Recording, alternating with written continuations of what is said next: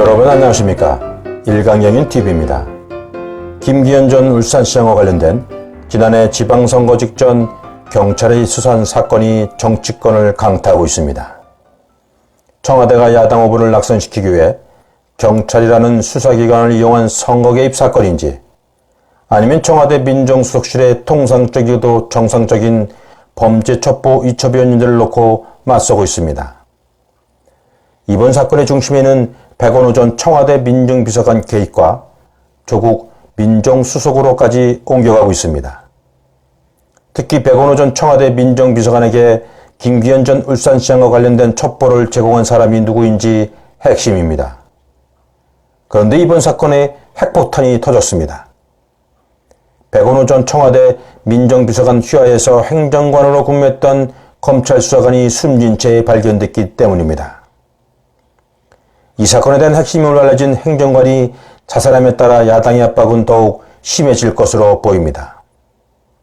그런데 이해가 안 되는 부분이 한두 가지가 아닙니다. 청와대는 통상적인 일이라고 설명하고 있습니다. 그런데 일선 경찰이 막강한 권력을 가지고 있는 청와대에서 비리 의혹과 관련된 내용을 내려버렸다면 어떨 것 같습니까? 일선 기관도 아니고 대통령이 있는 청와대에서 비리 의혹을 내려보냈다면 그야말로 경찰은 경기를 합니다. 과연 경찰이 그냥 모른 척 넘어갈 수 있겠습니까?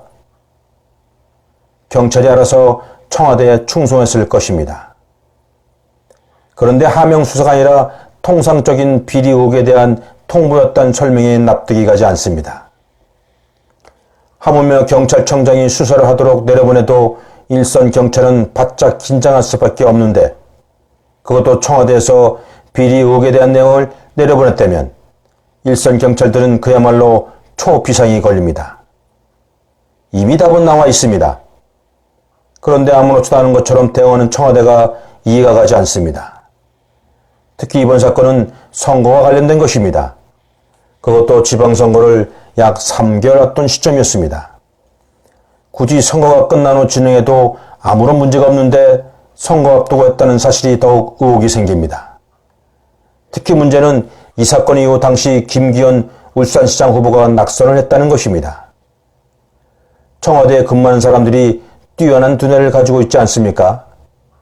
선거 이후에도 무방하다는 생각은 하지 않았을까요?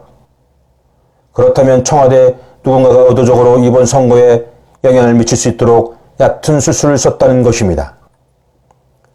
경찰은 자유한국당 소속인 김기현 당시 울산시장 측근의 비리 혐의와 관련해 울산시장 부속실을 압수수색했습니다.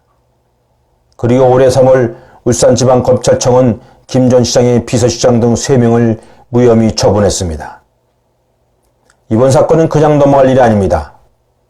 그동안 수많은 선거가 각종 풍으로 홍역을 치렀습니다.